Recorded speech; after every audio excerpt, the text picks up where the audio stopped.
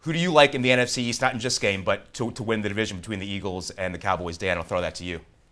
I mean, I think everyone probably said the Eagles at the beginning of the year. I certainly did. I wasn't saying the Mark Sanchez Eagles, but right. I don't know that I would come off of it yet. The Cowboys looked so dominant for the first 6-7 weeks of the season, but I don't think that they're the kind of dominant team that they showed then. Obviously, so much of it depends on that running game and the offensive line, but I guess I trust Chip Kelly. I think that he is such an innovative guy, and if it comes down to it, I'm taking Chip Kelly over Jason Garrett right now. Okay, well, Adam, let me ask you, between Tony Romo and Mark Sanchez, is that the matchup we should be looking at, or is it more the coaches, Chip Kelly and Jason Garrett, or is it something else to decide who's going to win the NFC East? Yeah, I'm not sure. I think, it probably comes down like this, so much of who wins the NFC East will come out of this game.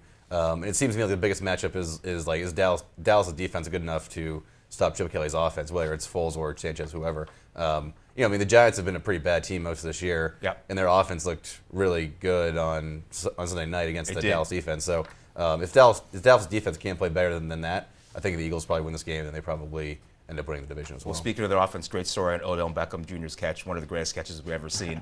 Kent, do you trust Tony Romo in this situation going forward? We know what the Cowboys have done in November, December. We always say Tony Romo, the best October, September quarterback we've ever seen. Meltdowns at the end of the season. Do you think Dallas has a chance, or are they the favorite to win the division?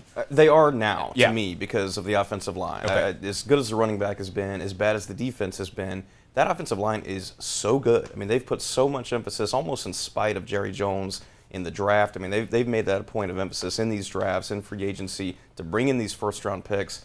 Stand down on the Johnny Manziel to Dallas in the draft room.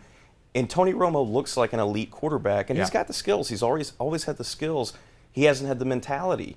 And now he doesn't have to worry where the pass rush is coming from. He can just complete the passes. I think he's the best. I think he's the best he's ever been in his career because of that offensive line. Now it's just a matter of can they score enough points to outlast that pretty bad defense. So, Dan, you have faith in the system more than Mark Sanchez, so they could plug, and not any quarterback, but any decent quarterback who's had experience in there and win games. Is that your outlook?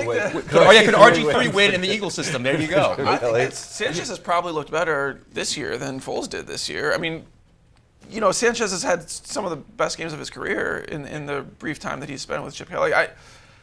I don't know that you could plug me or you in or RG3 in, but I think that Sanchez obviously has some skills and maybe didn't have all the weapons in New York that he does now. But yeah, I think that he doesn't seem to be a bad fit anyhow. He certainly seems to be running that offense pretty well. I mean, he became like a complete joke at the end of the Jets, but he was like a top 10 pick and won a lot of playoff games. I think he beat Manning in New England. He did. Manning they went to two straight NFC Championship games, right? Yeah, I mean, he's had moments, and he seems to be not like a complete failure. Failure. Well, he's not an embarrassment anymore. And honestly, I mean, back on the RG3 train for 1 second, he gives guys like that hope that they can go someplace else and rejuvenate things.